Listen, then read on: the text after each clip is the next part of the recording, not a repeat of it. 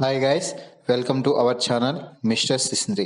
Big boss Telugu season 8లో 13వ వారంకి చెందిన నామినేషన్స్ ఇప్పటికే ముగిశాయి.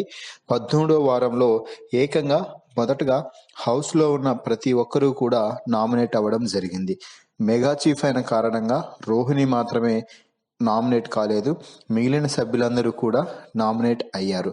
ముఖ్యంగా 5 ఓట్లతో గౌతమ్, విష్ణుప్రియ నామినేషన్స్లోకి వచ్చే పృథ్వీ, అలాగే అవినాష్, అలాగే ప్రేరణ 2 ఓట్లతో నామినేషన్స్లోకి రావడం అయితే జరిగింది. ఇక 1 ఓటు వచ్చిన కారణంగా అవినాష్, నిఖిల్, నబీల్ కూడా నామినేషన్స్లోకి రావడం అయితే జరిగింది. ఈ సమయంలో మెగా చీఫ్ రోహిణికి బిగ్ బాస్ ఒక స్పెషల్ పవర్ ఇచ్చి ఒకరిని డైరెక్ట్గా నామినేషన్స్లో నుండి సేవ్ చేయాలి అంటూ చెప్పడం అయితే జరిగింది. దీంతో రోహిణి అనూహ్యమైన ట్విస్ట్ ఇచ్చింది. అందరూ కూడా అవినాష్ లేదా టేస్టీ తేజాలలో నుంచి ఒకరిని సేవ్ చేస్తుంది అని భావించారు.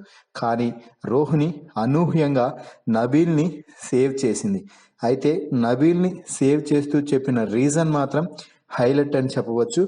ఎందుకు అంటే నబీల్ ఎవిక్షన్ షీల్డ్ గెలుచుకున్నాడు, కానీ ఆ ఎవిక్షన్ షీల్డ్ని అవినాష్ కోసం యూజ్ చేశాడు. కాబట్టి ఈ వారం నేను నబీల్ని నాకు బిగ్ బాస్ ఇచ్చిన స్పెషల్ పవర్ ద్వారా సేవ్ చేయాలనుకుంటున్నాను అంటూ చెప్పడంతో మిగిలిన ఇంటి సభ్యులందరూ కూడా సైలెంట్ అయ్యారు.